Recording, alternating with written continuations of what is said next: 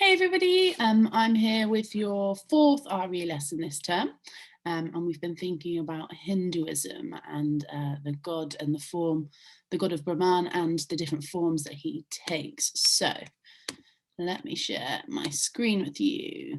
I thought we'd start off with a quick little quiz so we can recap what we've learned so far about Hinduism.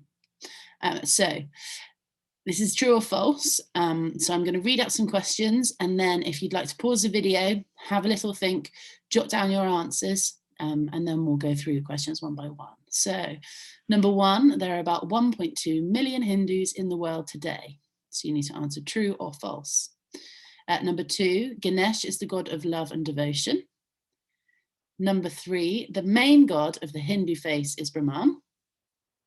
Number four, Krishna is often pictured with blue skin. And number five, Indra is the sun god.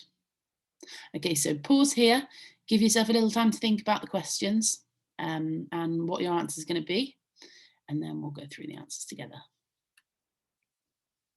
Okay, so hopefully you've had some time to think about your answers. Let's move this and reveal, and you can mark.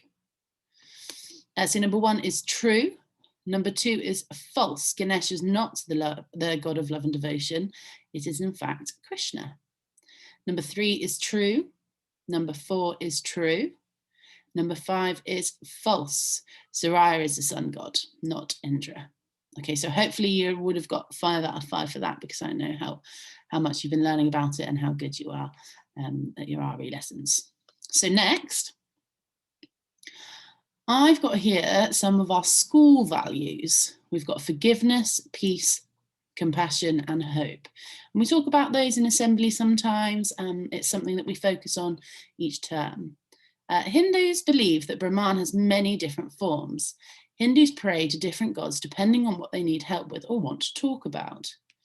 So let's think about how these can be related, our school values, to Hindu gods. Let's have a think. We need to create a god based on our school values. So, for example, if we were going to create a god for hope, I want you to have a pause of the video and think about these 3 questions. So what symbols or objects would they be pictured with? Think about what hope means and what objects or symbols can relate to hope. What would they look like? So would they have 3 heads? Would they have purple skin? Would they have long golden hair? And what myth would they have to accompany with them? So could they have a little story behind why they are the god of hope? Or, something that they've done which makes them the god for hope. So have a little pause of the video, spend about 5 minutes thinking about hope and these 3 questions. Okay, now we've thought about that, our task for today is to create our own god based on our school values.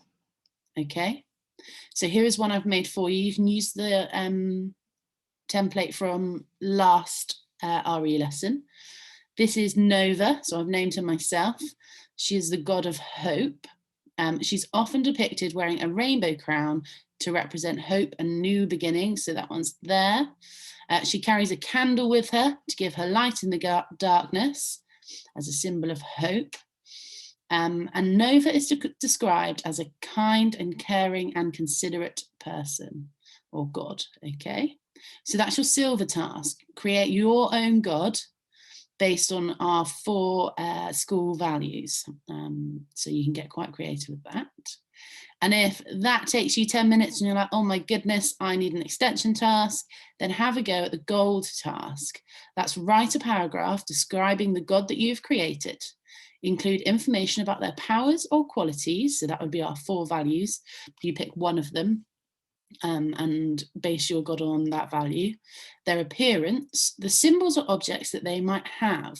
So that's a little bit of information, a paragraph to go along with this Hindu god that you have created. Okay, hopefully you're all good to go now. Don't forget to post all your gods on Dojo, because I'm sure they'll be really, really cool and it'll be really exciting to see them. I hope you have a lovely afternoon.